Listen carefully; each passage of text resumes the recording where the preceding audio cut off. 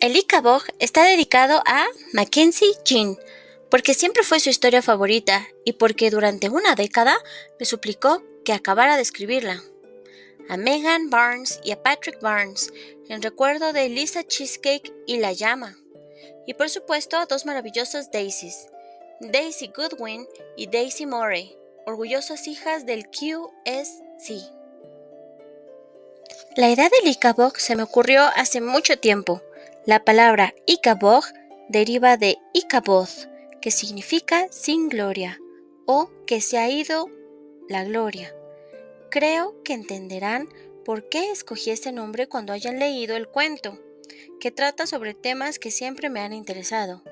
¿Qué nos dicen sobre nosotros mismos los monstruos que conjuramos? ¿Qué tiene que pasar para que el mal se apodere de una persona o de un país? ¿Y qué hay que hacer para derrotarlo? ¿Por qué la gente decide creerse las mentiras que le cuentan aunque las pruebas sean escasas o nulas? Escribí el Icabog a trompicones al mismo tiempo que los libros de Harry Potter, pero la historia nunca sufrió grandes cambios. Siempre empezaba con la muerte de la pobre señora Dovetail y acababa... Bueno, será mejor que no lo diga, por si es la primera vez que la leen. Solía leerles el cuento en voz alta a mis dos hijos pequeños, pero nunca lo terminaba, para gran desesperación de Mackenzie, porque era su historia favorita. Tras finalizar los libros de Harry Potter, hice una pausa de 5 años y, cuando decidí no publicar un libro infantil a continuación, llevé el Icabog, todavía inacabado, al desván. Allí permaneció más de una década y seguramente allí seguiría de no ser por la pandemia de COVID-19, que hizo que millones de niños quedaran atrapados en casa sin poder ir a la escuela ni ver a sus amigos. Entonces se me ocurrió publicar el cuento en internet de forma gratuita y proponerles a los niños que lo ilustraran. Bajé del desván una caja polvorienta llena de hojas mecanografiadas y manuscritas y me puse a trabajar. Mis hijos, que ahora son adolescentes y que habían sido el primer auditorio del Icabog, volvieron a escuchar un capítulo cada noche cuando ya casi lo había terminado. De vez en cuando me preguntaban por qué había suprimido algún detalle que les gustaba y, por supuesto, yo lo añadía, lo que ellos echaban de menos, asombrada de que lo recordaran todo tan bien. Además de a mi familia que siempre me apoya, quiero dar las gracias a todos los que me ayudaron a publicar el Icabog en internet en tan poco tiempo. A mis editores Arthur Levine y Ruth Oldtimes, James McKnight de Blair Partnership, mi equipo de supervisores, Rebecca Salt, Nikki Stonehill y Mark Hutchinson, y mi agente, Neil Blair. Todos implicados hicieron un esfuerzo hercúleo y no podría estarles más agradecida. También quiero dar las gracias a todos los niños y a algún adulto que enviaron sus ilustraciones para participar en el concurso. Revisar esos dibujos ha sido un placer y no soy la única que está maravillada del talento de los participantes. Me encantaría pensar que el Icabog le ha ofrecido su primera oportunidad a más de un futuro ilustrador. Regresar a Cornucopia y terminar lo que empecé hace tantos años ha sido una de las experiencias más gratificantes de mi vida profesional. Solo me queda decir que espero que disfruten leyendo este cuento tanto como yo lo disfruté escribiéndolo. J.K. Rowling, julio de 2020. Había una vez un país diminuto llamado Cornucopia, gobernado por una larga dinastía de reyes rubios.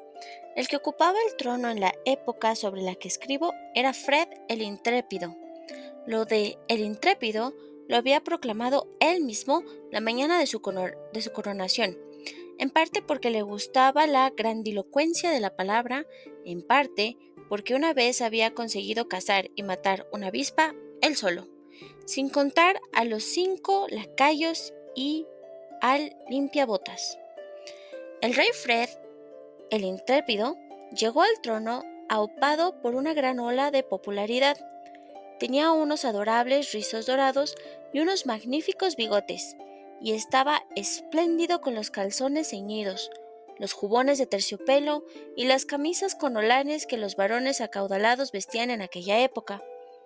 Tenía fama de generoso, Sonreía y saludaba con la mano a cualquiera con el que se topara y había quedado tremendamente favorecido en los retratos que se habían distribuido por todo el reino para colgarlos en los ayuntamientos. Los habitantes de Cornucopia estaban felices con su nuevo rey, y muchos creían que lo haría aún mejor que su padre, Richard el Honrado, quien, aunque nadie hubiera querido comentarlo, en su momento tenía los dientes bastante retorcidos. En el fondo, el rey Fred se sintió aliviado al comprobar lo fácil que era gobernar Cornucopia. De hecho, parecía que el país funcionaba solo. Casi todo el pueblo tenía comida en abundancia. Los comerciantes ganaban oro al por mayor y los consejeros del trono se encargaban de resolver cualquier pequeño problema que se pudiera surgir. Las obligaciones del rey se limitaban, pues, a sonreír a los súbditos cuando salía en carroza y a ir de casa 5 veces por semana con sus 2 mejores amigos, Lord Spittleworth y Lord Flapoon. Spittleworth y Flapoon tenían extensas propiedades en el campo, pero les resultaba mucho más barato y les parecía mucho más divertido vivir en el palacio con el rey, comiéndose su comida, cazando sus ciervos y asegurándose de que no se encariñara con ninguna joven dama de la corte. No querían que se casara porque la presencia de una reina, sin duda, les aguaría la fiesta a ellos dos. Durante un tiempo, el apuesto y rubio Fred había mostrado interés por la morena y hermosa Lady Slanda, pero Spittleworth lo había persuadido de que era demasiado seria e intelectual para que el pueblo la aceptara como reina. Lo que el rey no sabía era que Lord Spittleworth estaba resentido con Lady Slanda porque él sí le había propuesto matrimonio y ella lo había rechazado. Lord Spittleworth era flaco, astuto e inteligente. Su amigo Flapoon tenía la cara colorada y estaba tan desmesuradamente gordo que hacían falta 6 hombres para subirlo a su enorme caballo castaño. No era tan inteligente como Spittleworth, pero aún así era mucho más listo que el rey. Tanto Lord Spittleworth como Lord Flapoon eran expertos aduladores y cada vez que podían fingían asombrarse de lo bien que Fred lo hacía todo, desde montar a caballo hasta jugar a la pulga. Si Spittleworth tenía algún talento era el de convencer al rey de que hiciera cosas que, en realidad, le convenían al propio Spittleworth. Y si Flapoon tenía un don, era el de hacerle creer al monarca que no había nadie en el mundo que le fuera más leal que sus 2 mejores amigos. Fred pensaba que si Spittleworth y Flapoon eran unos tipos estupendos. Lo animaban a organizar fiestas elegantes, elaboradísimos picnics y los banquetes suntuosos. Entonces, Cornucopia era la más famosa más allá de sus fronteras por su gastronomía. Cada ciudad era conocida por sus productos típicos y cada uno de estos era el mejor del mundo. Situada en el sur del país, Chucksville, la capital, estaba rodeada de vergeles, campos de trigo dorado y relucientes prados de un verde esmeralda, donde paseaban vacas lecheras de un blanco inmaculado. Las granjas producían la crema, la harina y las frutas con las que los extraordinarios pasteleros de Chucksville preparaban su deliciosa repostería. Háganme un favor. Piensen en la tarta o la galleta más suculenta que jamás hayan probado. Pues bien, perdónenme si les digo que en Chucksville se habrían muerto de vergüenza de haber tenido que servirla. Si a un hombre hecho y derecho no se le llenaban los ojos de lágrimas de placer cuando mordía un dulce de Chucksville, este se consideraba un fracaso y ya no volvían a prepararlo nunca más. Los escaparates de las pastelerías de la ciudad estaban repletos de exquisiteces como los sueños de doncella, las cunitas de hada y las más famosas de todas, las ilusiones celestiales, tan refinadas y tan exageradamente buenas que se reservaban para las ocasiones especiales, pues era imposible no llorar de felicidad al comerlas. El rey Porfirio, de la vecina Pluritania, le había enviado al rey Fred una carta en la que le ofrecía la mano de cualquiera de sus hijas a su libre elección, a cambio de un suministro vitalicio de ilusiones celestiales. Pero Spielward le había aconsejado a Fred que se riera en la cara del embajador puritano. Por bellas que sean sus hijas, ninguna lo es tanto como para cambiarla por ilusiones celestiales, Majestad. Al norte de Chocksville había más prados verdes bañados por ríos de aguas transparentes, donde se criaban vacas de un negro azabache y cerezos rosados y alegres. De este ganado se alimentaban las ciudades gemelas, Courtsburg y Barronstown, comunicadas por un puente de piedra que dibujaba un arco sobre el principal río de cornucopia, el Fluma, por el que navegaban barcazas de vivos colores que transportaban mercancías de un extremo al otro del reino. Courtsburg era famosa por sus quesos, enormes ruedas blancas, macizas balas de cañón naranja, grandes tambores desmoronadizos, entreverados con venas azules y quesitos cremosos más suaves que el terciopelo. Barronstown era el célebre por sus jamones ahumados y glaseados con miel, sus rebanadas de tocino, sus salchichas picantes y sus tiernos bistecs, y sus pasteles de carne de venado. Los aromáticos humos que salían por las chimeneas de los hornos de ladrillo rojo de Barronstown se mezclaban con los olores que se escapaban de las queserías de Courtsburg, y en 50 kilómetros a la redonda era imposible no salivar al olfatear aquel aire deliciosamente perfumado. A unas pocas horas del norte de Courtsburg y Barronstown se extendían hectáreas de viñedos que daban unas uvas grandes como huevos, que, además, eran dulces y jugosas. Y si uno seguía viajando el resto del día, llegaba a la ciudad de granito de Jeroboam, famosa por sus vinos. Del aire de Jeroboam solía decirse que podía emborracharlo a uno solo con pasear solo por la calle. Las mejores cosechas se vendían por miles y miles de monedas de oro, y había varios vinateros de Jeroboam entre los hombres más ricos del reino. Pero un poco más al norte sucedía una cosa muy extraña. Se diría que la tierra de cornucopia, de una riqueza fabulosa, hubiera quedado exhausta tras producir los mejores pastos, el mejor trigo y las mejores frutas del mundo. En el extremo septentrional del reino había un lugar conocido como los pantanos, donde lo único que crecía eran unas setas insípidas y correosas, y una hierba escasa y reseca, que solo servía para alimentar a unas pocas ovejas roñosas.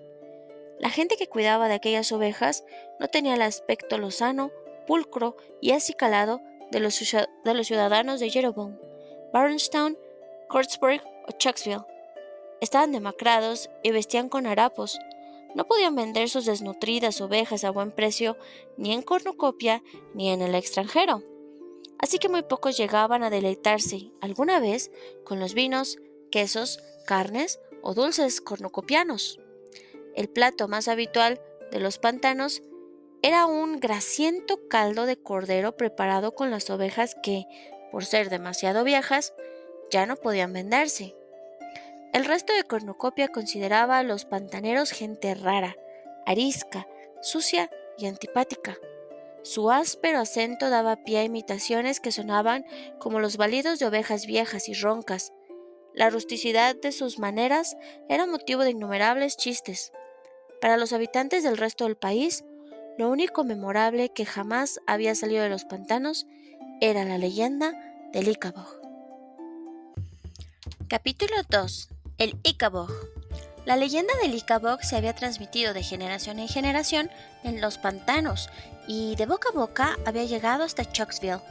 A esas alturas, todo el mundo la conocía.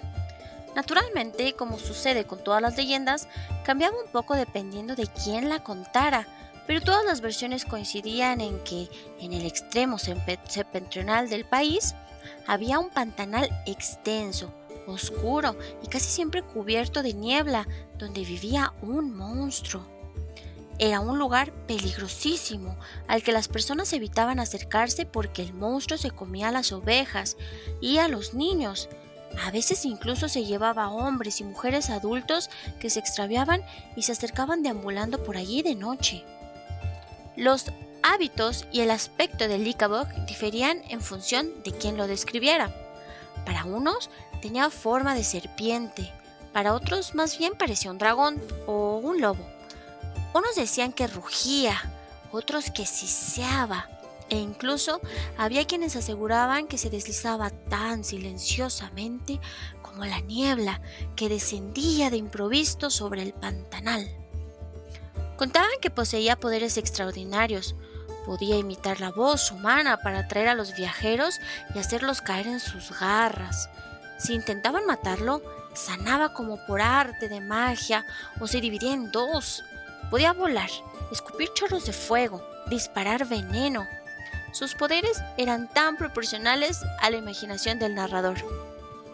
No salgan del jardín hasta que vuelva del trabajo, o el Ickabog se los llevará y se los comerá. Les advertían los padres a todo el reino a sus hijos.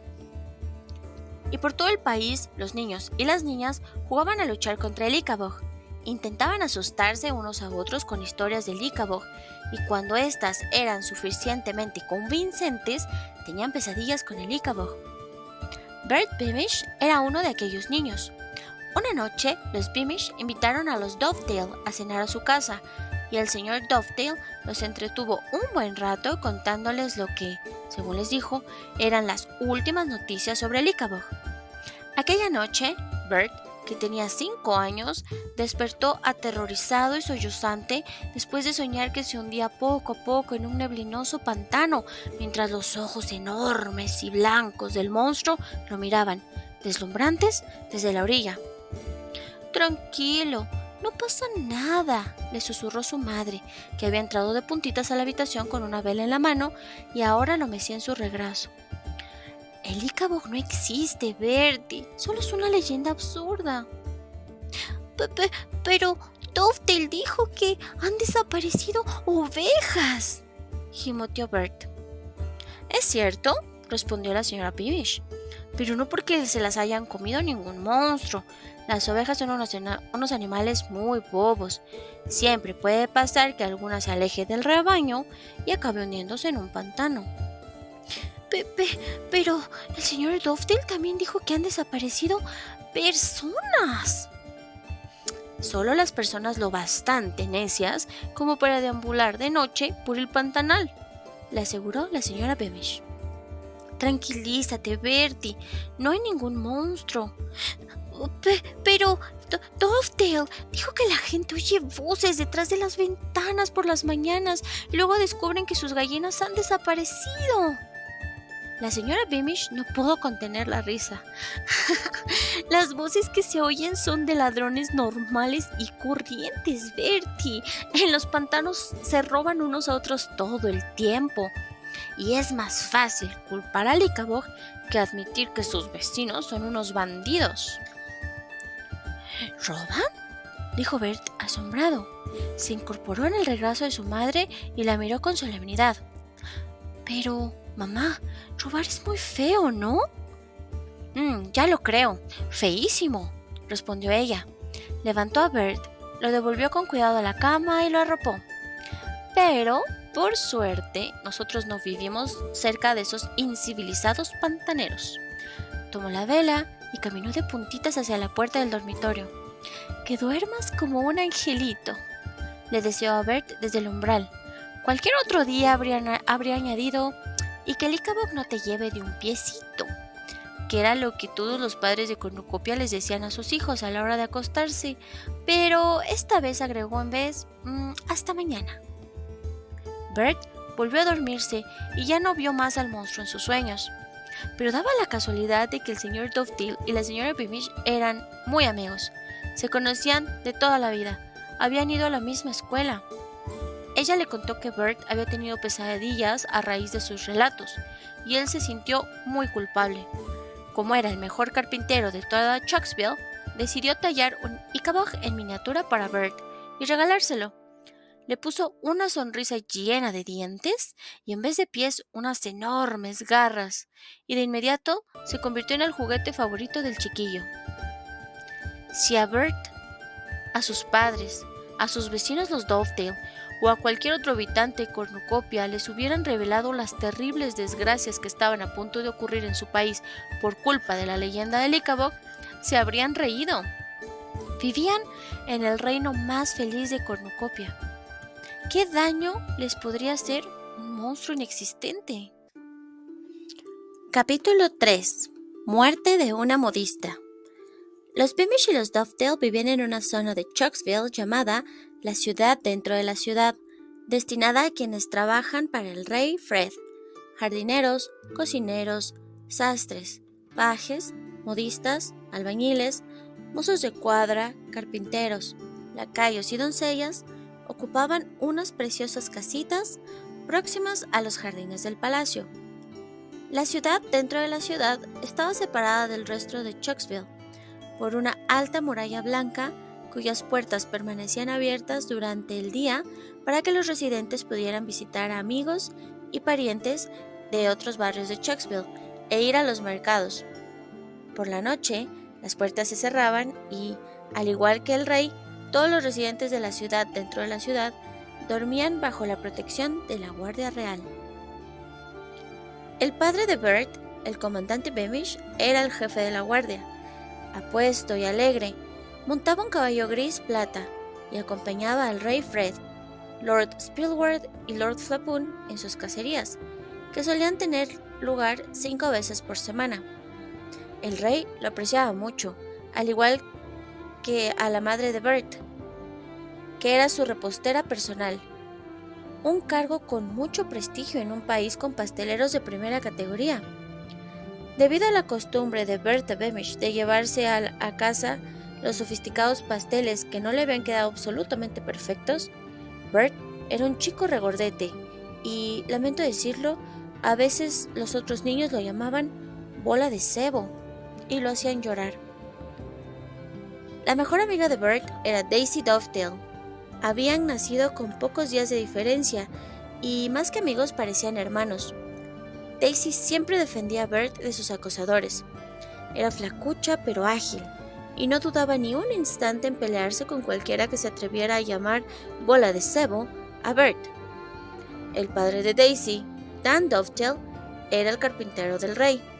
Reparaba y sustituía las ruedas y los ejes de las carrozas reales, y como era tan hábil tallando madera, también hacía muebles para el palacio. Su madre, Dora Dovedale, era la primera modista real, otro cargo de prestigio, pues al rey Fred le gustaba la ropa y tenía un equipo de sastres y costureras que le confeccionaban trajes nuevos todos los meses. Fue precisamente la gran afición del rey por las prendas elegantes lo que condujo a un desagradable incidente que, más tarde, los libros de la historia de Cornucopia registrarían como el origen de todos los males, que acabaron cerniéndose sobre aquel reino pequeño y feliz. Sin embargo, cuando ocurrió, solo unas pocas personas de la ciudad dentro de la ciudad llegaron a enterarse, pese a que para algunos fue una tragedia terrible. He aquí lo que sucedió. El rey de Pluritania anunció su intención de hacerle una visita formal a Fred. Quizás todavía abrigara esperanzas de cambiar a una de sus hijas por un suministro vitalicio de ilusiones celestiales. Y este decidió que, para la ocasión, necesitaba un traje morado oscuro con encajes de plata y botones de amatista y puños de pelo gris. Había oído comentarios de que la primera modista no se encontraba muy bien, pero no les había dado importancia, y lo cierto es que no confiaba en que nadie más pudiera coser correctamente los encajes de plata, de modo que prohibió que cualquier otra costurera del palacio se ocupara de ese trabajo. Así pues, la madre de Daisy pasó 3 noches seguidas sin dormir, trabajando contrarreloj para terminar el traje morado antes de que llegara el rey de Pluritania. Y al amanecer del 4.º día, su ayudante la encontró derrumbada en el suelo, muerta, con el último botón de amatista en el puño. El consejero mayor fue a comunicarle la noticia al rey cuando éste aún estaba desayunando. Se llamaba Herringbone, y era un anciano muy sensato y con una barba plateada que le llegaba casi hasta las rodillas. Tras explicarle a Fred que la primera modista había fallecido, añadió: «Pero no tengo ninguna duda de que alguna otra costurera podrá coser el último botón a su majestad». El rey Fred notó en la mirada de Herringbone algo que no le gustó y lo hizo sentirse un poco avergonzado. Más tarde esa misma mañana, mientras sus ayudas de cámara lo vestían con el nuevo traje morado, Fred intentó calmar su culpa comentando el asunto con Lord Spielward y Lord Flapoon. «Quiero decir que, de haber sabido que estaba enferma», dijo Fred jadeando mientras sus sirvientes lo embutían en los ceñidísimos calzones de raso, «naturalmente había permitido que otra persona confeccionara el traje». «¡Qué bondadoso es, majestad!», intervino Spittleworth, sin dejar de examinar su cutis amarillo pálido en el espejo que había encima de la chimenea. «Dudo que jamás haya habido un monarca con más compasión». Si esa mujer no se encontraba bien o no se sentía capacitada para el trabajo, tendría que haberlo dicho claramente, intervino Lord Flapoon, repantingando en un mullido sillón junto a la ventana. «Bien mirado. Que no lo haya hecho ha sido una deslealtad al rey, o al menos a su traje morado». «Flapoon tiene razón», coincidió Spittleworth, apartando por fin la vista del espejo y volviéndose hacia Fred. «Nadie trata a sus sirvientes mejor que usted, majestad». «Los trato bien, ¿verdad?», preguntó el rey Fred con nerviosismo, y metió la barriga para que las ayudas de la cámara pudieran abrocharle los botones de amatista. «Además, hoy tengo que estar lo más elegante que pueda, ¿no? Ya saben lo bien que viste el rey de Floritania, amigos míos». «Sería una vergüenza nacional que se presentara con un atuendo menos elegante que el rey de Floritania», repuso Spittleworth con vehemencia. «Deje de lado esos pensamientos tristes, majestad», concluyó Flapoon. «Una modista desleal no es motivo para arruinar un día tan soleado». No obstante, pese a los consejos de los dos lores, el rey Fred no acababa de estar tranquilo. Quizá fuera su imaginación, pero le parecía que Lady Islanda estaba aún más seria de lo habitual, que los sirvientes le sonreían con escaso entusiasmo y las doncellas le hacían reverencias menos profundas. Esa noche, mientras la corte entera festejaba al rey de Floritania, a Fred lo asaltaba una y otra vez la modista muerta en el suelo, con el último botón de amatista en el puño. Después de la cena, cuando el rey Fred se disponía a acostarse, el consejero mayor llamó a la puerta de su dormitorio y, tras la reverencia de rigor, le preguntó si tenía pensado enviar flores al funeral de la señora Dovedale. «Ah, sí», repuso Fred sorprendido. «Sí, envíe una gran corona fúnebre diciendo lo mucho que lo siento, etcétera, etcétera. Puede encargarse usted mismo, ¿verdad, Herringbone?» «Por supuesto, majestad», contestó el consejero mayor. «Y, si no es indiscreción, ¿tiene previsto visitar a la familia de la modista en algún momento? Verá, viven a pocos pasos de las puertas del palacio». «¿Visitar a la familia?», preguntó el rey pensativo. No, Herringbone. Creo que no tengo ningunas ganas de... Es decir, estoy seguro que no esperan que los visite». Herringbone y el rey se miraron unos segundos. Luego, el consejero mayor se despidió con una inclinación de cabeza y salió de la habitación con el ceño fruncido. El caso es que el rey Fred, acostumbrado a que todos le repitieran continuamente cuán maravilloso era, no le hizo mucha gracia al ceño fruncido, y su arrepentimiento empezó a convertirse en enojo. «Qué pena», se dijo mirándose en el espejo que usaba para peinar sus bigotes antes de acostarse. «Pero, al fin y al cabo, yo soy el rey y ella solo era una modista. De haber muerto yo, nunca habría esperado que ella...». Pero entonces cayó en cuenta que, en realidad, Sí esperaba que el día que falleciera todos los súbditos de Cornucopia dejaran de hacer lo que estuvieran haciendo y se vistieran de negro y lloraran durante una semana, como habían hecho al fallecer su padre, Richard el Honrado.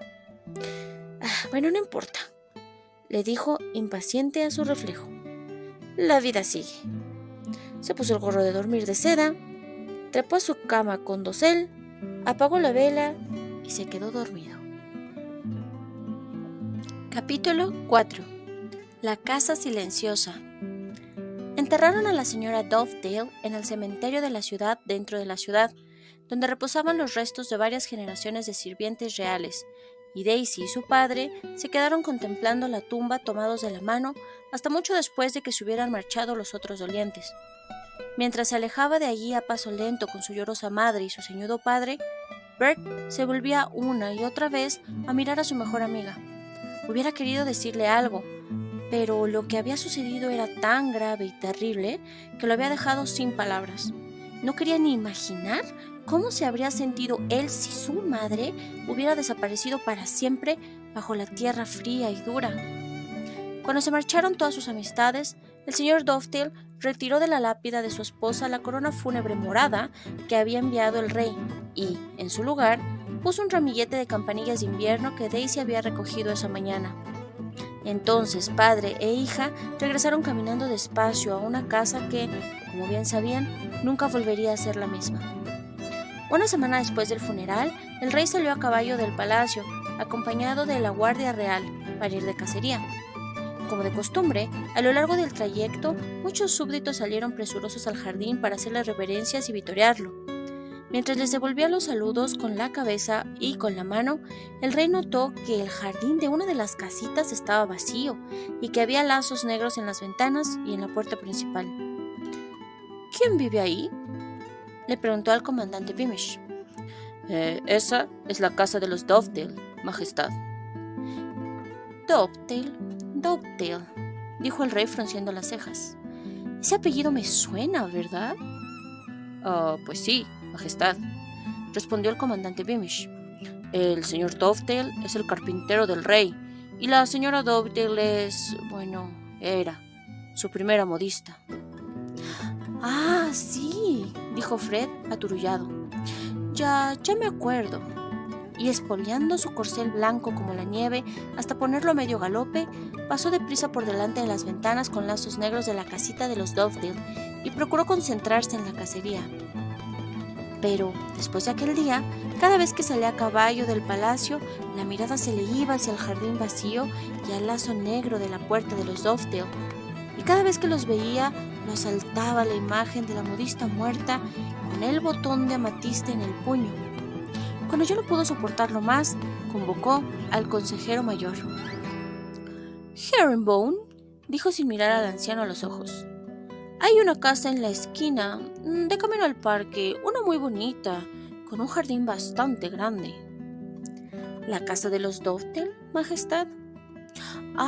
¿Son ellos quien viven ahí?, dijo el rey Fred con fingida indiferencia.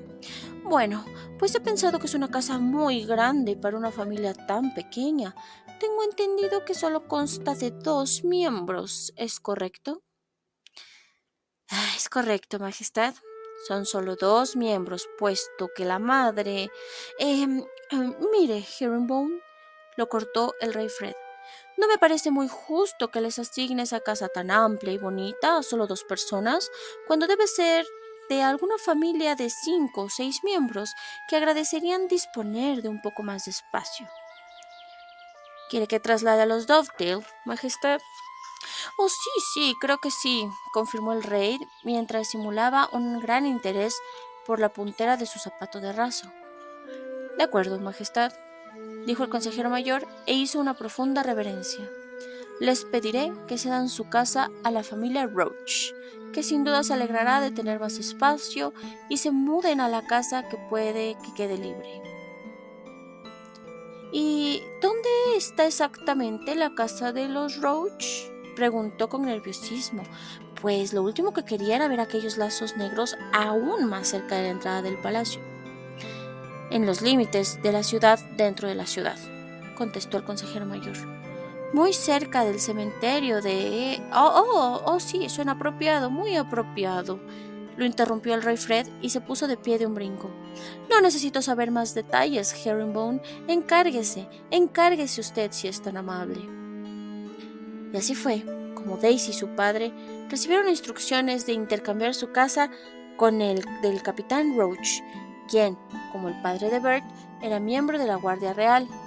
La siguiente ocasión en la que el rey Fred salió del palacio, los lazos negros habían desaparecido de la puerta y los hijos de Roach, 4 fornidos chicos que casualmente habían sido los primeros en llamar bola de cebo a Bert Beamish, salieron corriendo al jardín y se pusieron a saltar, a aplaudir y agitar banderas de cornucopia.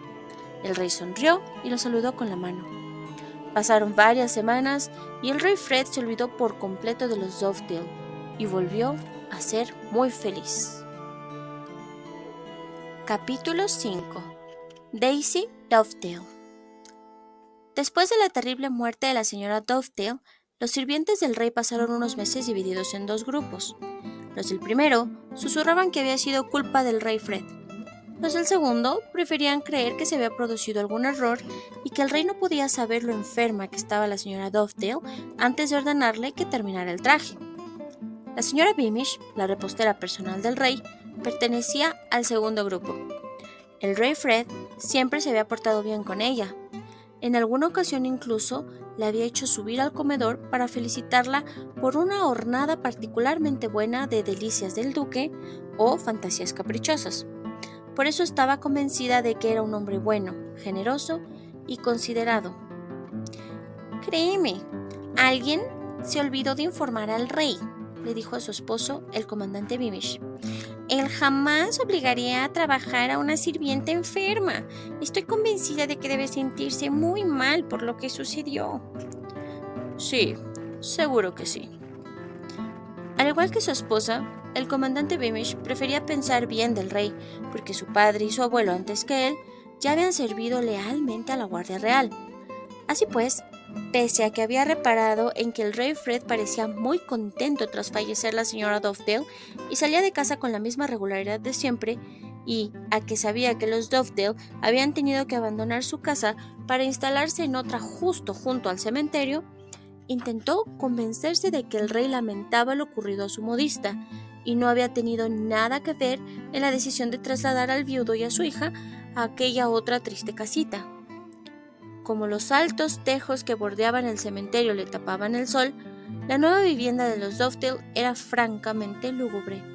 Sin embargo, un hueco entre las ramas oscuras le permitía a Daisy ver claramente la tumba de su madre por la ventana de su dormitorio. Como ya no vivía al lado de la casa de Bert, se veían menos, aunque él iba a visitarla siempre. En el nuevo jardín tenían mucho menos espacio para jugar, pero procuraban adaptar sus juegos a lo que había. Lo que el señor Dovedale pensaba de su nueva casa y del rey no lo sabía nadie. Nunca hablaba de eso con los otros sirvientes. Se limitaba a hacer su trabajo en silencio y a ganarse el dinero que necesitaba para mantener a su hija y educarla lo mejor que podía sin ayuda de su esposa. A Daisy, por su parte, le encantaba ayudar a su padre en el taller de carpintería e ir vestida con un overol. Era una de esas personas a las que no les importaba ensuciarse, pues la ropa le interesaba poco. Aún así, los días posteriores al funeral, se puso un vestido diferente cada día para llevar un ramillete fresco a la tumba de su madre. Mientras vivió, la señora Dovedale siempre había intentado que su hija pareciera una damita, como a ella le gustaba decir, y le había cosido muchos vestidos preciosos, a veces con los retazos de tela que el amable rey Fred le permitía quedarse cuando terminaba de confeccionarle sus espectaculares trajes. Pasó una semana, y luego un mes, y luego un año, hasta que a Daisy le quedaron chicos los vestidos que le había hecho su madre, pero ella siguió guardándolos cuidadosamente en el armario. La gente ya no se acordaba de lo sucedido, o se habían acostumbrado a que su madre se hubiera ido para siempre. También ella hacía como si se hubiera acostumbrado. Aparentemente, su vida recuperó una especie de normalidad. Ayudaba a su padre en el taller de carpintería, hacía los deberes escolares y jugaba con su mejor amigo, Bert, con quien nunca hablaba ni de su madre ni del rey.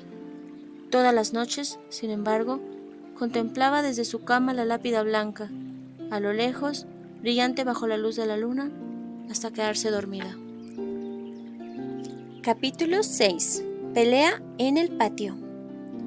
Detrás del palacio había un patio donde paseaban los pavos reales, borbollaban las fuentes y montaban la guardia las estatuas de reyes y reinas anteriores. A los hijos de los sirvientes del palacio, mientras no tiraran de la cola a los pavos reales, no se metieran en las fuentes ni treparan a las estatuas, se les permitía jugar allí, al salir de la escuela. Como Lady Slanda le encantaban los niños, a veces iba a hacer guirnaldas de margaritas con ellos. El rey Fred, por su parte, se limitaba a salir al balcón y saludar con la mano, pero eso bastaba para que los pequeños gritaran de emoción mientras hacían reverencias tal como les habían enseñado sus padres. En realidad, solo se quedaban callados, dejaban de jugar a la rayuela e interrumpían sus peleas imaginarias con el Ichabod cuando Lord Spittleworth y Lord Flapoon pasaban por el patio. Al contrario que Lady Slanda, los dos lores simplemente no soportaban a los niños y, en particular, opinaban que hacían demasiado ruido a una hora en que, después de la cacería y antes de la cena, les gustaba echar un sueñecito. Un día, poco después de que Daisy y Bert cumplieran 7 años, estaban jugando como de costumbre entre las fuentes y los pavos reales, cuando la hija de la nueva primera modista, que llevaba un precioso vestido de brocado rosa, dijo: «Espero que hoy salga a saludarnos el rey».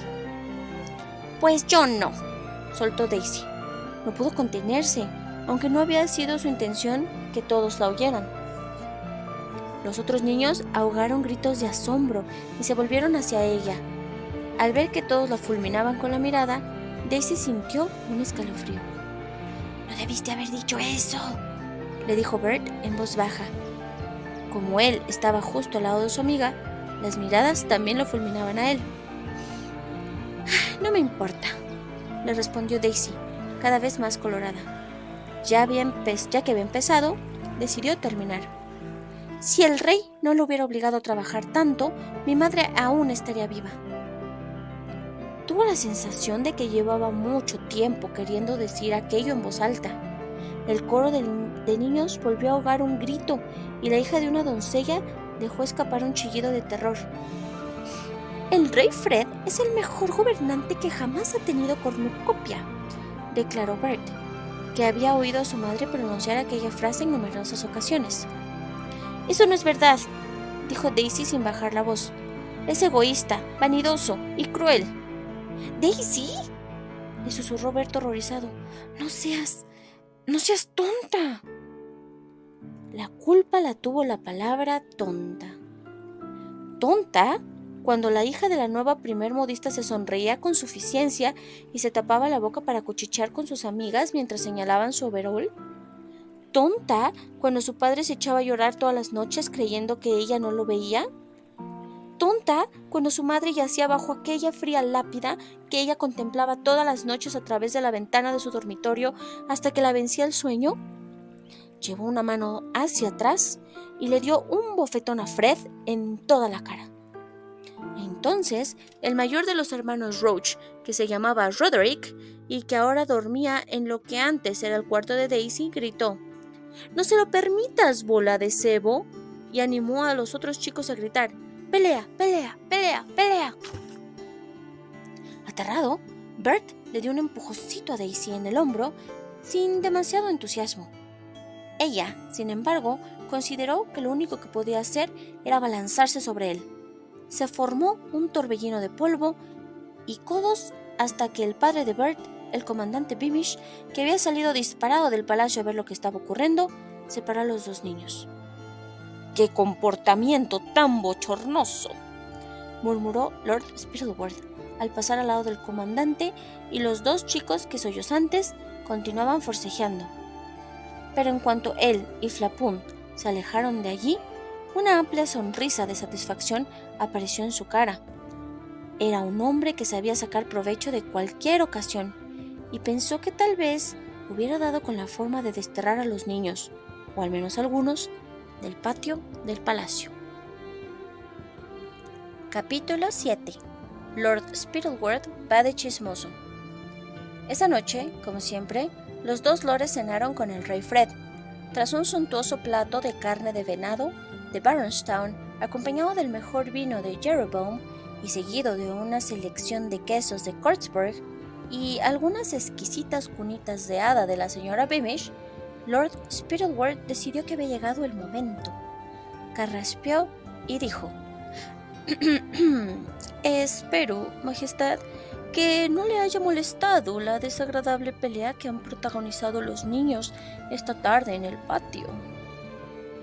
¿Pelea?, dijo Fred, que había estado hablando con su sastre del diseño de una capa nueva y por tanto no había oído nada. ¿Qué pelea? Ah, creía que su Majestad ya lo sabía, repuso Lord Spittleworth, haciéndose el sorprendido. Creo que el comandante Beamish podría darle más detalles. Pero el rey Fred parecía más divertido que molesto.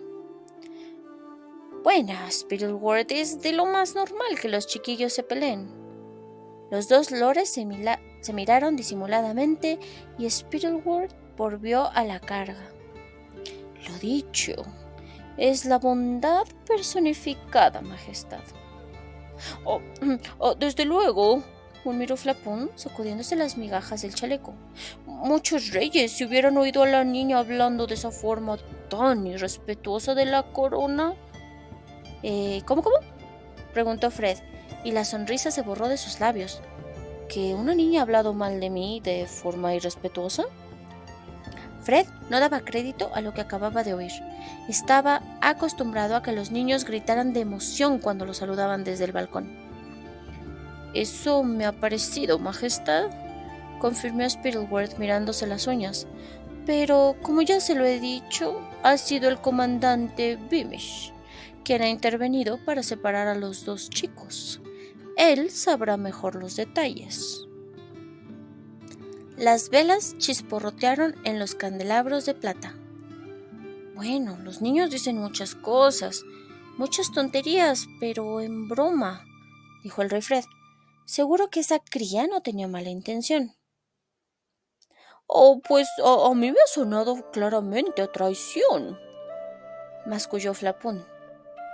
En todo caso, se apresuró a insistir Spittleworth, quien ha oído claramente lo que ha dicho es el comandante Beamish. Flapún y yo podríamos haberlo malentendido.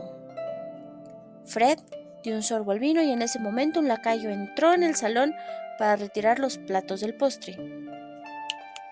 Canterbury, dijo el rey Fred, pues ese se llamaba el lacayo, ve a buscar al comandante Beamish. A diferencia del rey y de los dos lores, el comandante Beamish no se zampaba 7 platos todas las noches. Hacía horas que había acabado de cenar y estaba preparándose para acostarse cuando recibió el aviso del rey. Tras quitarse la camisa de dormir, se puso nuevamente el uniforme y regresó a toda prisa al palacio. Cuando llegó, el rey Fred, Lord Spittleworth y Flapún se habían retirado ya al salón amarillo, donde seguían bebiendo vino de Jeroboam y comiéndose otra bandeja de cunitas de hada, al menos Flapún, sentados en unos sillones de raso. ¡Ah, Beamish!, dijo el rey Fred cuando el comandante entró y saludó con una marcada inclinación de cabeza.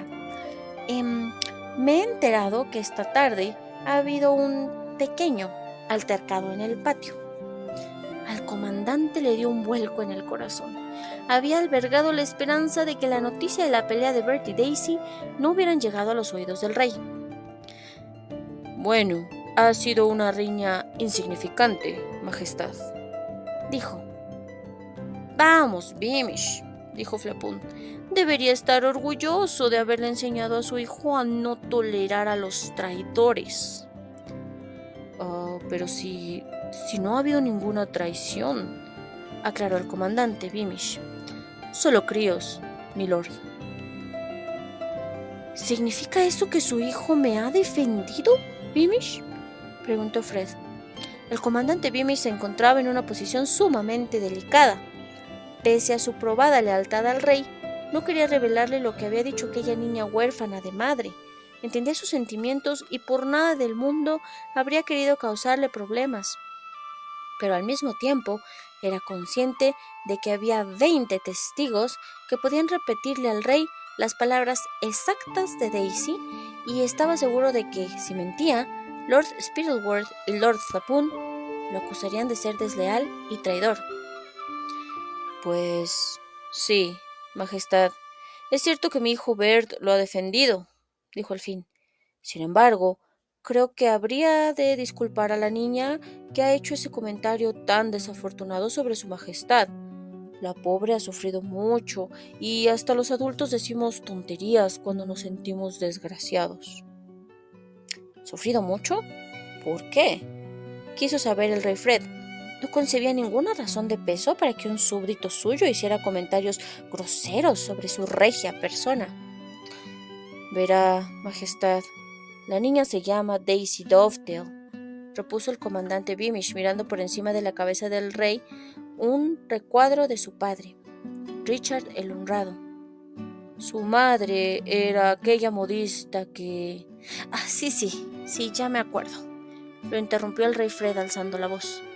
Muy bien, nada más, Beamish, puede retirarse.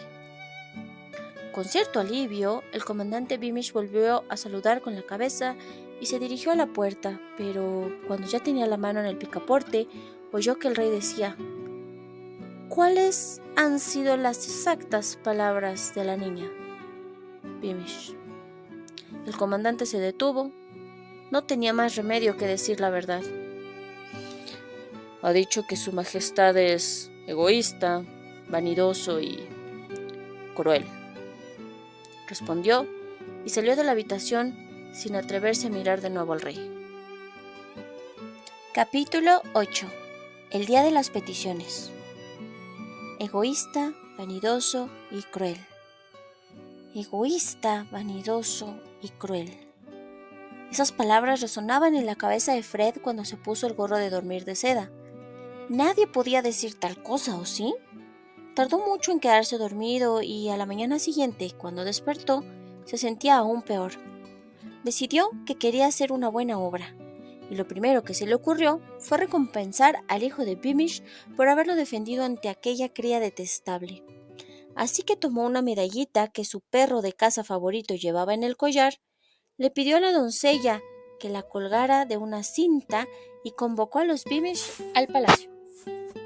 Bert, al que su madre había ido a buscar a toda prisa a la escuela y había puesto un traje de terciopelo azul, se quedó sin habla en presencia del rey, lo que satisfizo a Fred, que se pasó varios minutos elogiando a aquel niño regordete mientras el comandante y su esposa se henchían de orgullo por su hijo.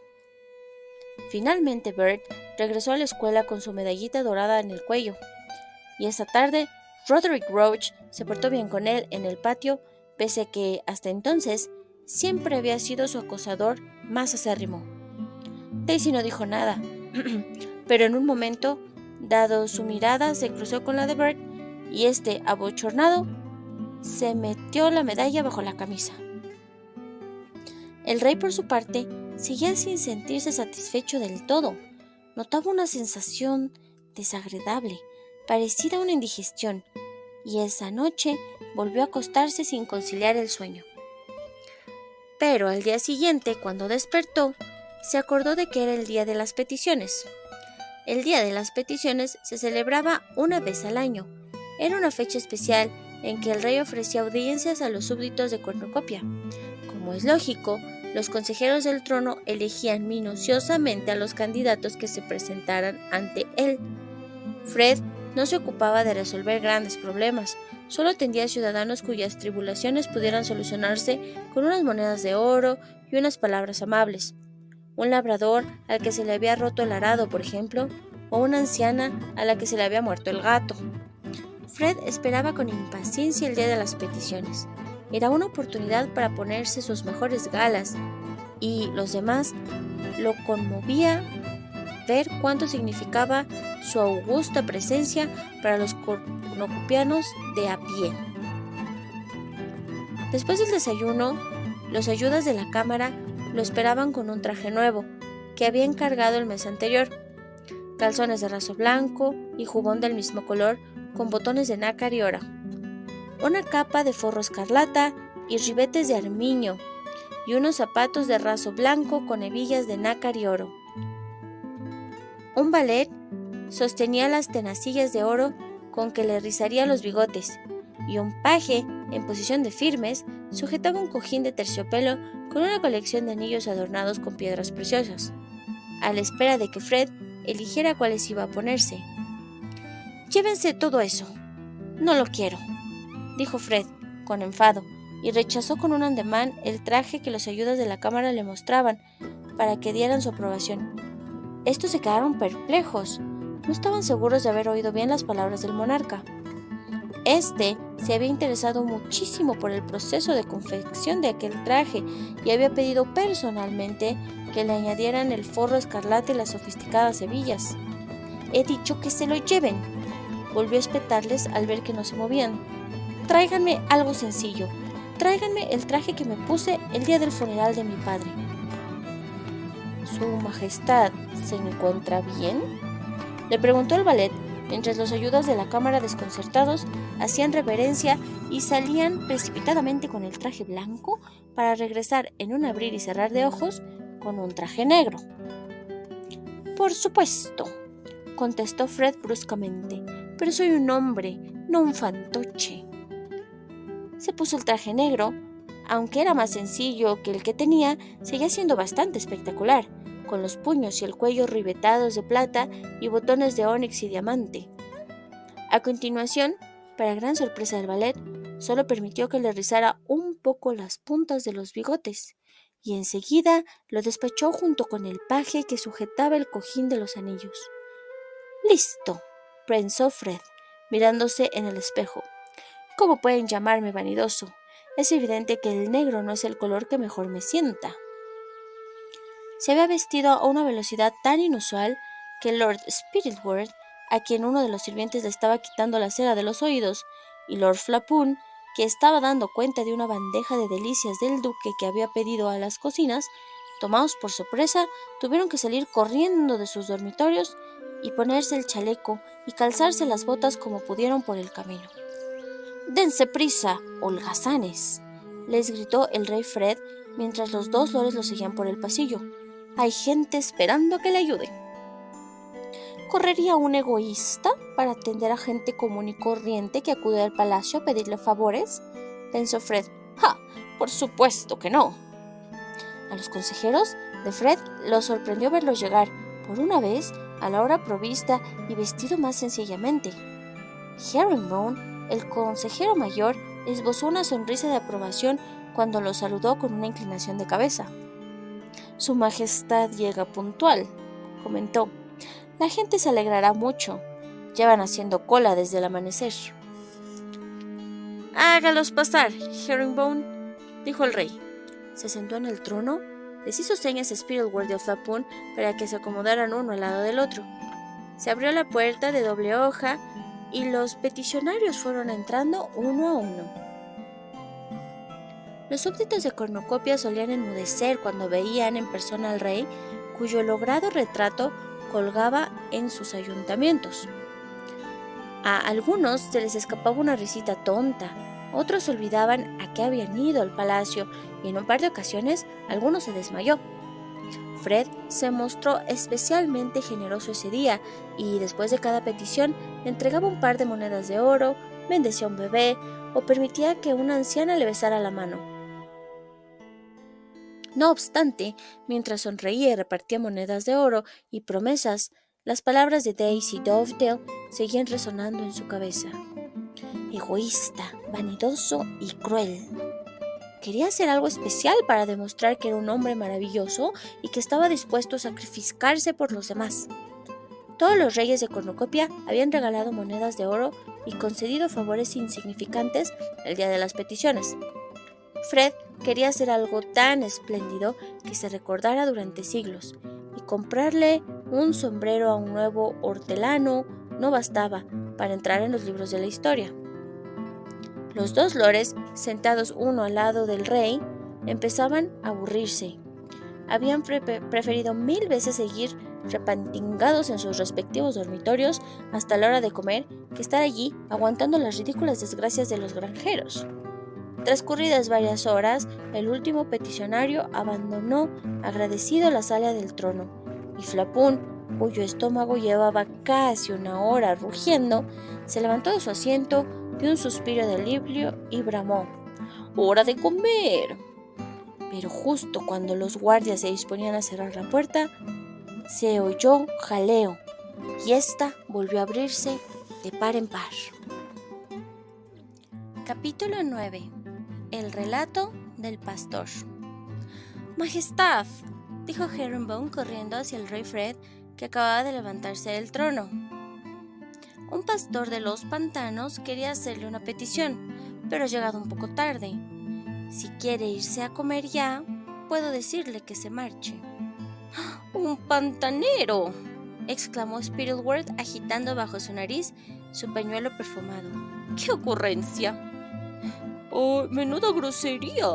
Presentarse tarde a una audiencia con el rey, agregó Flapún, y soltó un pequeño eructo. ¡Oh, no!, dijo Fred, tras titubear un instante. Si ese pobre hombre ha venido desde tan lejos, lo recibiré. Hágalo entrar, Herringbone. El consejero mayor, encantado con aquella nueva prueba de que Fred estaba convirtiendo en un rey amable y considerado, se dirigió presuroso a la puerta del salón del tronco y les ordenó a los guardias que dejaran entrar al pastor. El rey volvió a sentarse en el trono y Spittleworth y Flapún, con semblante avinagrado, también ocuparon de nuevo sus asientos. El anciano, que recorrió con paso inseguro y gesto temeroso la larga alfombra roja que conducía al trono, tenía el rostro curtido y la barba desaliñada. Iba sucio y llevaba ropa vieja y llena de remiendos. Por el camino se había quitado la gorra y, cuando llegó frente al rey Fred, en vez de hacer una reverencia como todo el mundo, se arrodilló. «¡Oh, majestad!», dijo sin aliento. «¡Majestad!», lo imitó Spittleworth en voz baja, insinuando que la voz del viejo pastor parecía el balido de una abeja. Flapún contuvo la risita, pero le tembló la espalda. «Majestad», volvió a decir el pastor, «he viajado 5 largos días para verle. Ha sido un viaje muy duro. Cuando he podido me he montado en carros de heno, pero la mayor parte del tiempo he ido a pie. Tengo las botas llenas de bújeros». «Ay, acaba ya por lo que más quieras», murmuró Spittleworth, que había hundido la larga nariz en el pañuelo. Pero por el camino no paraba de pensar y pensar en mi viejo parche, y en que cuando llegara al palacio tú me ayudarías. ¿Mi viejo parche? ¿A qué te refieres, buen hombre?, preguntó el rey con la vista fija en el pantalón lleno de zurcidos del pastor. «Es mi perro, majestad. Mejor dicho, era mi perro», contestó el anciano, y los ojos se le llenaron de lágrimas. «Ah», dijo el rey Fred, y metió la mano en el monedero que llevaba atado en el cinto. «En ese caso, mi buen pastor, toma estas monedas de oro y cómprate otro ¡Nah, majestad! Muchas gracias, pero no es cosa de cuartos», lo interrumpió el pastor. «Ya me buscaré un cachorro, aunque ningún perro será tan bueno como mi viejo parche». El pastor se limpió la nariz con la manga y Spittleworth se estremeció. «Entonces, ¿a qué has venido?», preguntó el rey Fred con toda la gentileza de la que fue capaz. «A contarte, majestad, cómo Parche estiró la pata». «Ah», repuso el rey Fred, y desvió la mirada hacia el reloj de oro que había encima de la repisa de la chimenea. «Bueno, nos encantaría oír tu relato, pero estamos un poco hambrientos». «Se lo zampó el Ícaro», dijo el pastor. Se produjo un silencio de perplejidad. y al cabo de un momento, Spittleworth y Flapoon rompieron a reír. Las lágrimas se desbordaron de los ojos del pastor y resbalaron relucientes por sus mejillas, hasta caer sobre la alfombra roja. Ya, todo el mundo, desde Jeroboam hasta Chucksville, se reía de mí cuando les contaba para qué venía a verte. Se carcajeaban y me decían que estaba deschavetao. Pero yo he visto a ese monstruo con mis propios ojos, y el pobre Parche también, antes de que el Íchabod se lo merendara. Al rey Fred le dieron ganas de soltar una carcajada, como habían hecho los dos lores.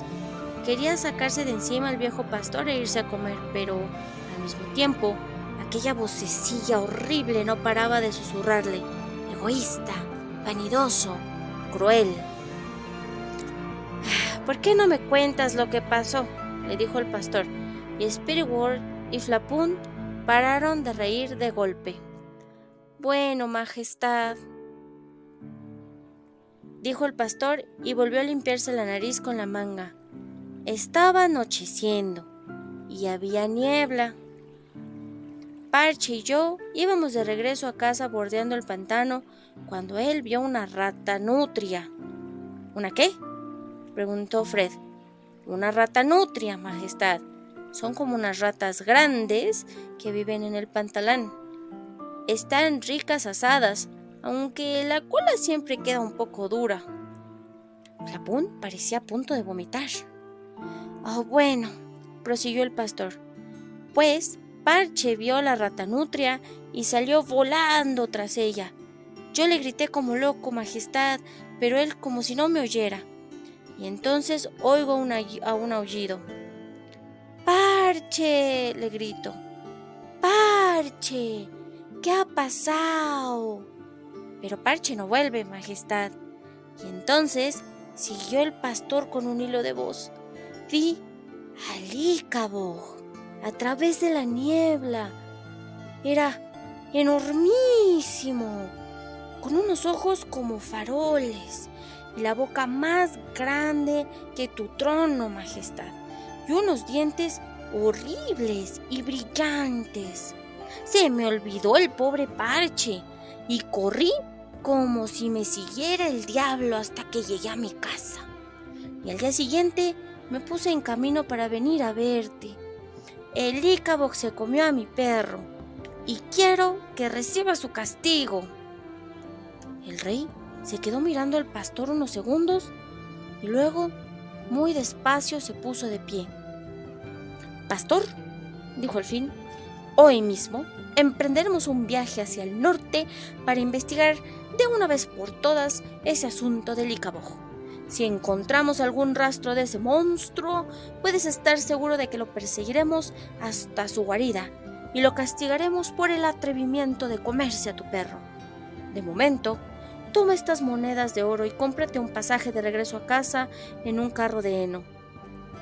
Amigos, añadió el rey volviéndose hacia Spittleworth y Flapoon, que estaban atónitos, les ruego que se pongan la ropa de montar y me sigan a los establos. Nos espera otra cacería. Capítulo 10. La expedición del rey Fred. Fred abandonó el salón del trono con paso firme, muy satisfecho consigo mismo. Nadie podría volver a acusarlo de ser egoísta, vanidoso y cruel. Por consideración a un pastor viejo, necio y apestoso, y para vengar a su chucho inútil, él, Fred el intrépido, iba a cazar al Íchabod. Sí, era cierto que no existía tal monstruo, pero, aún así, cabalgar hasta el otro extremo del país para demostrarlo era un acto innegablemente noble y altruista. Como si no se acordara de la comida, el rey subió a toda prisa a su alcoba, gritándole a su valet que le ayudara a quitarse aquel espantoso traje negro y a ponerse el uniforme de combate, que todavía no había tenido ocasión de estrenar. La guerrera era roja, con botones de oro, y estaba adornada con una faja morada y gran cantidad de medallas que le estaba permitido llevar por ser rey. Y cuando se miró en el espejo y vio lo bien que le sentaba aquel uniforme, se preguntó por qué no se lo ponía todos los días. Entonces, el valet le puso el casco con penacho sobre los rizos dorados y él se imaginó en un cuadro con aquel atuendo montado en su corcel favorito, que era blanco como la nieve, atravesando con la lanza a un monstruo semejante a una serpiente. El rey Fred, el intrépido, cómo no, hasta se había alegrado si el Ícabod hubiera existido realmente. Entretanto, el consejero mayor anunció por toda la ciudad dentro de la ciudad que el rey iba a emprender un viaje por el país y que todos debían presentarse para salir a aplaudirle cuando partiera. No mencionó al Ícabod porque quería impedir, en la medida de lo posible, que el pueblo tomara a su rey por un chiflado. Por desgracia, Cankerby, el lacayo, había oído a los dos consejeros murmurar sobre los extraños planes del rey e inmediatamente se lo contó a una doncella que se encargó de difundir la noticia por las cocinas, donde un vendedor de salchichas de Barronstown estaba chismorreando con la cocinera. Resumiendo, para cuando la comitiva estuvo lista, la noticia de que el rey se dirigía al norte para cazar el Ícabod se había propagado por toda la ciudad dentro de la ciudad e incluso empezaba a extenderse por el resto de Chalksville. ¿A qué viene todo esto?, se preguntaban los habitantes de la capital que abarrotaban las aceras preparados para ir a aplaudir al rey. ¿Será una broma? Algunos se encogían de hombros, reían y opinaban que el rey solo se estaba divirtiendo. Otros negaban con la cabeza y murmuraban que debía haber algo más. A ningún rey se le ocurriría viajar al norte del país armado y a caballo sin una razón de peso. ¿Qué sabe el rey que nosotros no sabemos?, se preguntaban preocupados. Lady Islanda salió al balcón con las otras damas de la corte para ver congregarse a los soldados y al rey. Pero tengo que contarles un secreto. Aunque el rey se lo hubiera pedido, jamás se habría casado con él, porque estaba profundamente enamorada del capitán Goodfellow, que en ese momento, abajo, en el patio, charlaba y reía con su buen amigo, el comandante Beamish. Lady Islanda, que era muy bella, pero también muy tímida, nunca se había atrevido a hablarle, y él ni siquiera se imaginaba que algo así pudiera suceder.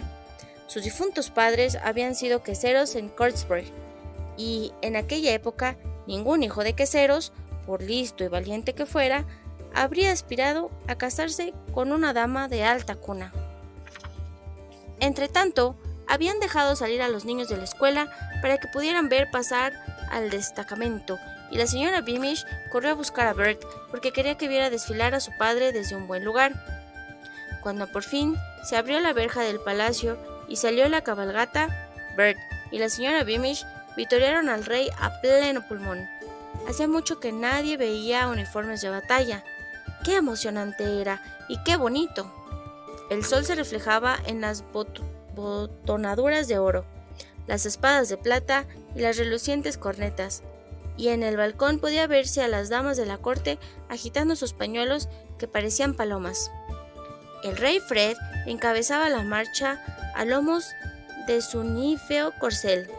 Con una mano sujetaba las riendas de color escarlata y con la otra saludaba a la multitud. Justo detrás de él, sobre un penco amarillo, iba Spittleworth, con gesto de aburrimiento, seguido de Flapoon, furioso y en ayunas, montado en su gigantesco caballo castaño. Y detrás del rey y de los lores iba la guardia real al trote, todos en caballos tordos, salvo el comandante Beamish, a lomos de su semental gris plata. La señora Beamish se emocionó al ver a su apuesto esposo. «¡Buena suerte, papá!», gritó Bert, y el comandante Beamish, aunque no lo tenía permitido, lo saludó con la mano. El grupo descendió al trote por la cuesta y dejó atrás a la emocionada multitud de la ciudad dentro de la ciudad y llegó ante la puerta de la muralla por donde se salía al resto de Chalksville. Allí, tras el gentío, estaba la casita de los Dovetail. El señor Dovetail y Daisy habían salido al jardín, pero solo alcanzaron ver los penachos de los cascos de la Guardia Real. De todas formas, Daisy no estaba de humor. Bert y ella seguían sin hablarse, y esa misma mañana él había pasado todo el recreo con Roderick Roach. quien solía burlarse de ella porque llevaba overol en lugar de vestido. Total, que ni los víveres ni el ruido de los caballos le subieron el ánimo. «El Íchabod no existe, ¿verdad, papá?», preguntó. «No, Daisy», le respondió su padre, lanzando un suspiro y encaminándose de regreso a su taller. «No existe, pero si el rey quiere creer que sí, que lo crea. En los pantanos difícilmente le hará daño a nadie». Lo que demuestra que, a veces, ni siquiera los más juiciosos son capaces de anticipar los mayores peligros.